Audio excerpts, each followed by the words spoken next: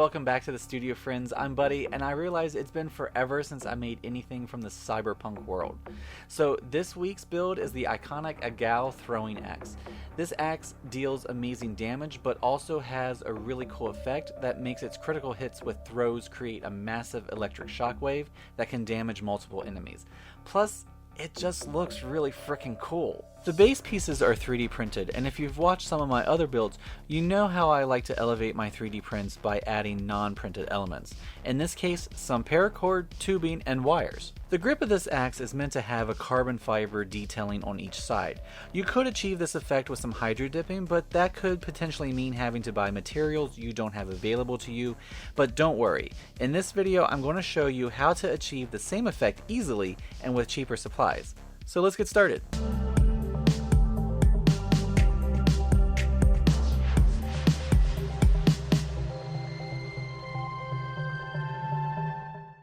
Okay, so the axe is printed in 4 pieces. This is so it can be printed with minimal supports, and I printed mine with a layer height of 0.09 to ensure a fine quality print. And since it needs to look like metal and not plastic, I need to remove the visible print lines. So I begin by sanding the pieces with some 120 grit sandpaper. When you sand, you can get a better and faster result if you sand against the print grain. Once finished with the 120, I switched to some 220 and sand again. I know some people are worried that sanding will cause the piece to warp, but I found that not to be the case, especially if you sand by hand like I'm doing. This way you can't generate enough force and heat to cause any damage. Unless you get a lot of pumping wrist action practice, but even then you should be fine. To attach the axe head pieces, I'm using an inch-long piece of 3/16 inch dowel.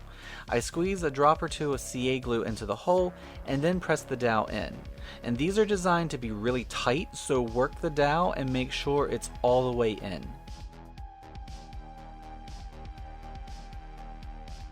Then the next piece can have glue squeezed into it, then press it onto the dowel and align the 2 prints. While I continue to align and clean the excess glue, I would really appreciate it if you would subscribe to my channel if you haven't already. It's completely free to you and will help the channel grow. Plus, if you customize your notifications, you will never miss a project. Thank you. The support peg for the handle is a 2-inch piece of this 3/16 inch dowel.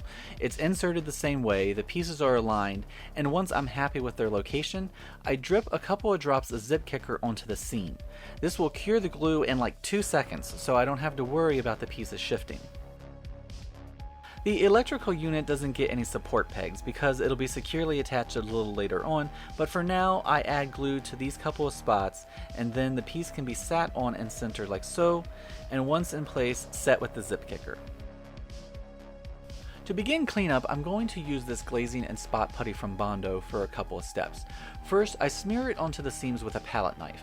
I'm applying it generously thick because it does shrink slightly as it cures, so seams could open back up, or you'll notice that there may be a dent where the seam is. It's no big deal, you can always add more, but by applying it thick, it'll save that extra step.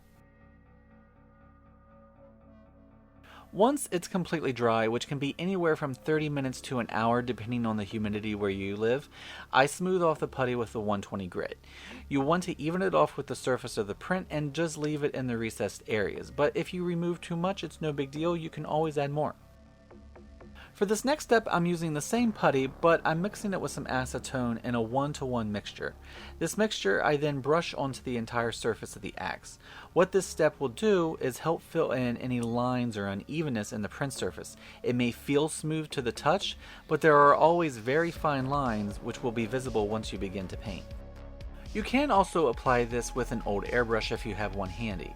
This works great to give you even coverage on highly detailed pieces, but for the axe, using the brush will be just fine.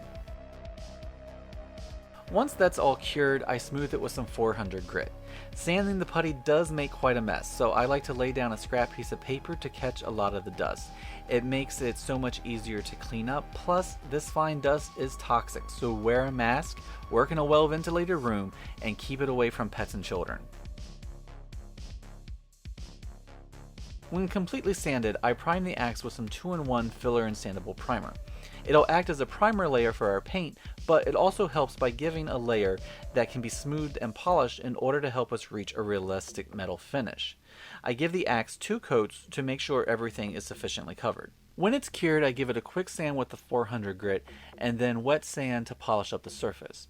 I first apply a layer of water to the print, then using some 1000 grit sandpaper, I polish it up. Wet sanding like this can yield some amazing results and usually guarantees you won't have any visible layer lines or any unevenness in the putty and primer layers. Once it's all smooth and dry, the axe can be sprayed with some glossy black spray paint. When getting items to look like metal, this step is essential. The combination of the gloss and the black makes metallics really pop and shine. But when spraying, you want to build up thin layers to avoid the risk of runs and drips at this point. I ended up spraying the axe 3 times to get complete coverage, and I let each layer dry for 30 minutes before applying the next. After the black is dry, you can see how smooth and shiny the print is looking. In fact, you can't tell anymore it was ever 3D printed in 4 pieces. And now it's time to paint the metal base layer, and for that I'm using this metallic silver.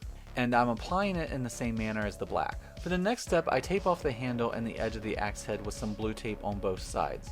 Then I'm going to spray the exposed areas with this hammered cast iron spray paint, and having the silver as our base helps keep the effect lighter, like the color on the lid of the can. You want to make sure this stuff is really shook up before you spray. It can be sprayed on thick, and as it sits, it'll create the texture on its own. After the hammered spray has completely dried, I remove the blue tape and retape to expose the previously covered area. This is where I'm going to create the carbon fiber pattern, but first I'll spray the area with a dusting of satin black. Some areas are difficult to mask with tape, like these thin curved edges, so I'm going to apply a layer of liquid latex to those. It can be brushed on, and I found it to provide a really nice barrier on difficult areas, and once painting is finished, it can be peeled away, exposing the protected layer underneath. I almost forgot and then remembered at the last minute to cover the circle screw heads on each side. You could also use the latex for these if you wanted. Then I dust the areas with the satin black so some of the original silver is still visible. After that is dry, the axe is looking something like this, and it's time to create the carbon fiber pattern. To get the effect, I'm using a tool I got from the dollar store. It's one of these non-skid grippy bottle opener things. I place it on the axe so the pattern is at a slight angle, and then spray it with some flat black acrylic with my airbrush. I'm spraying straight down because at an angle could spray under the pad, or the air could cause the pad to flop around. When removed, it leaves behind a pattern like so. The overspray areas can be wiped away, or you could have left the tape on. To continue, use the pad and overlap some of what you painted, and align the paint with the openings and repeat the process with the airbrush. Once the flat black has dried, repeat the same procedure with a flat charcoal gray, but this time you want to offset the pad slightly so you are painting beside the flat black and not directly on top of it. And when the pad is removed, you are left with a convincing carbon fiber design. To remove overspray, you could also use a wet Q-tip if you don't want to use your finger. Once the entire grip is painted, it's looking something like this, and I'm really happy with the results. And since this is acrylic and the bottom print and paint layers are so smooth, the carbon fiber effect could wear off from general use. So to seal and protect it, I'm going to spray the handle with some flat clear coat. I'm using this because it's what I have in the shop, but anything with a flat finish will do. The axe is really starting to take shape now and look like something. To make the axe head look more like the version in the game, I'm brushing on a thin layer of a metallic bronze, and then dab and pounce the paint to blend out the brush marks and blend it into the hammered texture effect. This is applied to the entire axe head and down the grip near the electrical unit. To add some variation to the electrical unit, I used the same technique on the top half of the piece, but this time with the flat black. Next, I add the white graffiti to the grip and the axe head. I just used white acrylic and a number 0 round brush and free-handed the design. Now we can start attaching the other elements.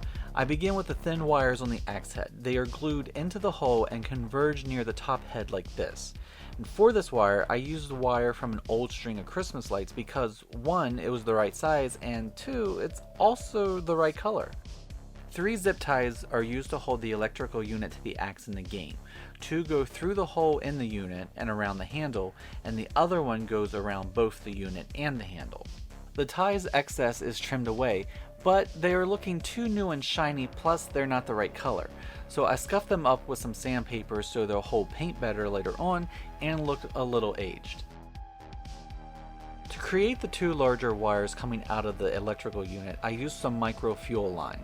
They get glued onto the unit, pass through the small opening between the unit and the handle, and then split so one goes to each side of the axe head. Once attached, I painted them and the zip ties the charcoal gray. In the case of the tubes, it's just acting as a primer layer because the wire attached to the top point of the electrical unit gets painted a primary blue, and the other wire gets painted a mixture of a medium gray with a little bit of green. The final addition is wrapping the head with some paracord. The color is up to you, but I'm using this greenish gray to complement the wiring. I attached the end with CA glue and set it with zip kicker, and then proceed to wrap the paracord, doing my best to match the reference screenshots from the game. Once wrapped up and glued down, I want to add some variation to the cord, so I thinned some tan with water to make a wash and then brush this onto the paracord. It also gives it some nice aging, so that when it dries, it looks like this. And there you have it, an Agaou throwing axe straight out of the game. I have to say, I'm really happy with how it turned out. I love adding physical items to 3D printed props because I feel it makes the pieces look and feel more authentic. And the carbon fiber pattern worked well. Who would have thought that so simple a technique could yield such results? Now you're all ready to test out its damage effect. I hope you all enjoyed the process of building the axe. If you did, please give it a thumbs up, and if you have any questions or comments, leave those. I'd love to hear them. If you're interested in making one, I've posted a link to the files below, and please share this video with all your friends and family. Subscribe to my channel if you haven't already, and I'll catch you on the next one. Have a great day. And remember, if you are building any of my builds or using any of my templates, feel free and tag me at House of Props on Instagram, Twitter, and TikTok because I would really like to see your fantastic work. Thank you for watching, and I'll see you next time.